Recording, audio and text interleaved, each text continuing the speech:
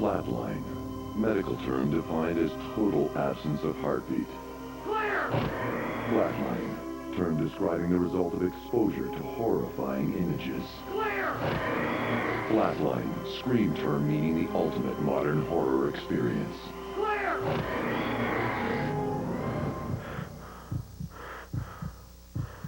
Flatline. On screen.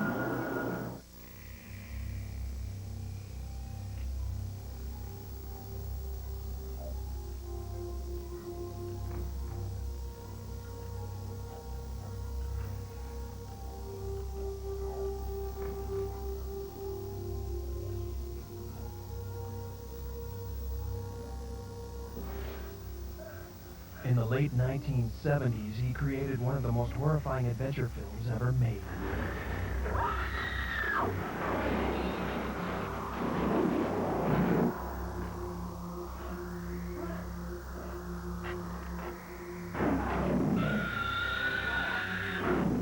Soon after, he challenged audiences with a dark, eerily accurate vision of the future. Excuse me, Miss Bellamy, can I talk to you for a minute?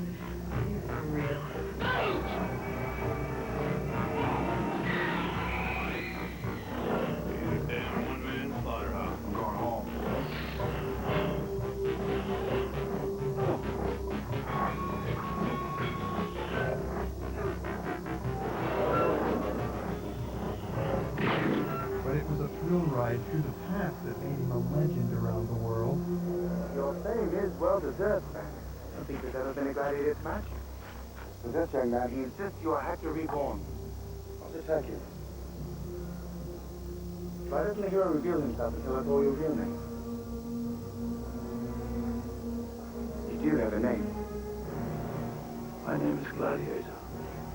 And a psychological thriller that would secure his place as one of film's most imaginative hitmakers. I hope you like the skin cream I had it specially made for you. Is he dead, Dr. Lecter? Clarice, there's nothing in this world that I would love more than to be able to chat with you. Unfortunately, you caught me at an awkward moment. Please forgive me. See you around. An old friend. He is movie director Ridley Scott, movie Gladiator. Born on November 30th, 1937 in England, Scott was educated at the West Hartlepool College of Art and London's Royal College of Art. After college, he became a set designer for British television in the early 60s, where he worked his way up to director. Ridley went into business for himself to stretch his talents beyond television. His first film, The Duelist, won the jury prize at the Cannes Film Fest. That earned Scott a chance to make a horror masterpiece, set in a place where no one can hear you scream, outer space.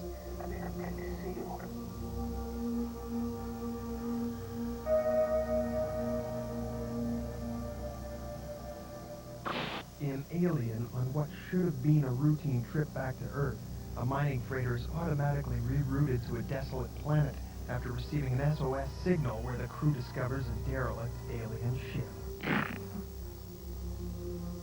My God.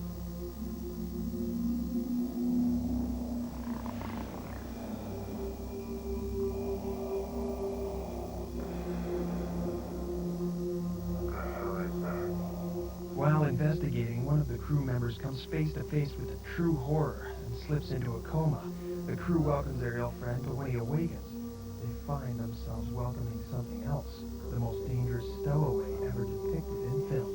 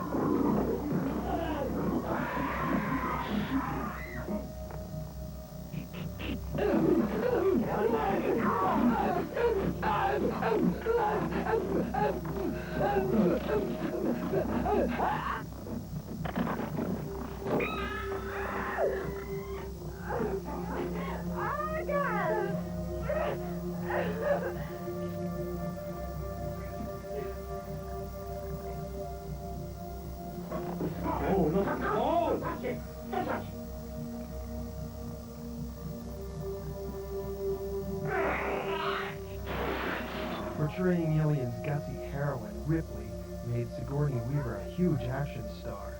To Scott, the choice of a female lead wasn't a tough decision. I was asked what did I think about the leading character being female. There is an explanation for this, you know.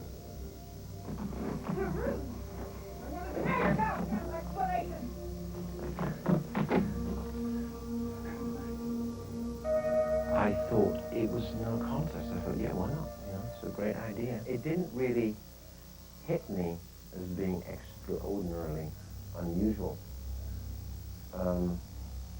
I just took it on board. Said, yeah, sure, good idea.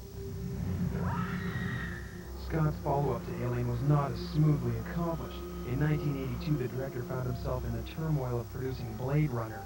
After clashing with studio executives over the grim, futuristic detective story, Scott added a more positive ending to his tale of a cop who hunts down human-like androids. There was an escape from the off-world colonies 2 weeks ago. 6 replicants, 3 male, 3 female. They slaughtered 23 people. Possibility they might What's this? Roy Batty, probably the leader. The lead almost went to Dustin Hoffman, but Harrison Ford won the part of the tough-talking cop, Deckard.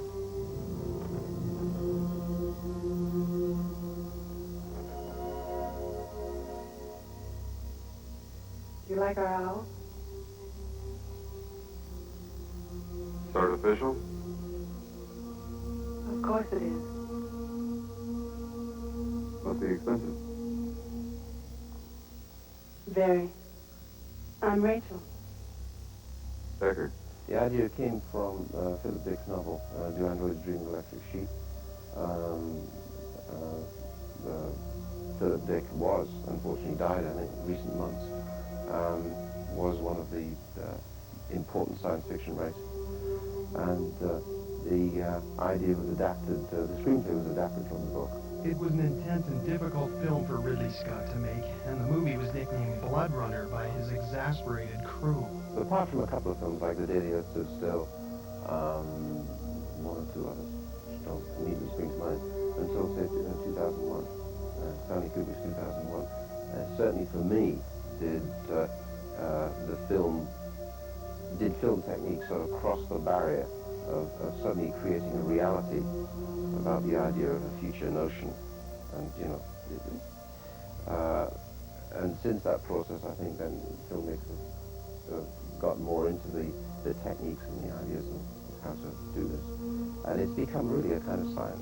At the 1983 Academy Awards, Blade Runner picked up nominations for special effects and art direction for its gritty vision of an overcrowded, crime-ridden Los Angeles in the 21st century. If you go around any city now, and you will normally find it as a tiny nucleus, which is the city center, where the authorities are very proud of this as their center of communications and offices and things like that. You move 2 miles outside that and you start to see the reality of things, the way things are actually going. I think whilst we didn't set out to do any kind of totally accurate projection on the future in Blade Runner, it does touch to a degree on the way things are going, I think. At the time of its release in 1982, the film's bleak message earned negative reviews and only limited box office appeal. It wasn't until the early 90s that the director's cut was released on video cassette, and the thriller was finally recognized as a science fiction masterpiece. I think a removal of a few sillinesses, which were over what I call Irving the Explainer, and over emphasis on information that you didn't need to be told, a cute ending, a silly voiceover. It's just a slightly harder, tougher film. But the voiceover itself was one of the main things I just removed, because it actually, every time this voiceover came out, somehow it seemed to remove you from the story. Voiceovers rarely work.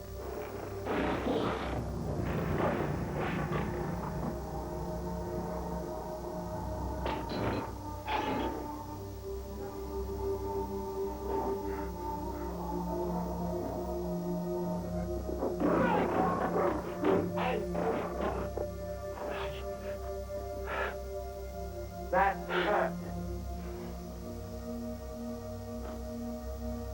That was irrational.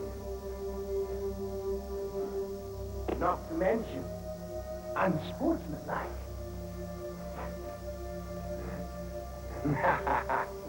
Where are you going?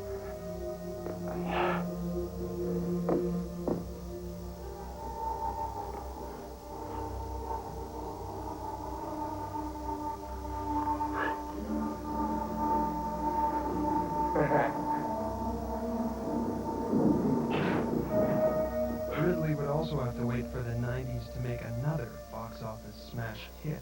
You are not watching television. Do not blink under any circumstances. You are now watching Scream. You're watching Scream. We're about freaking you out. Please keep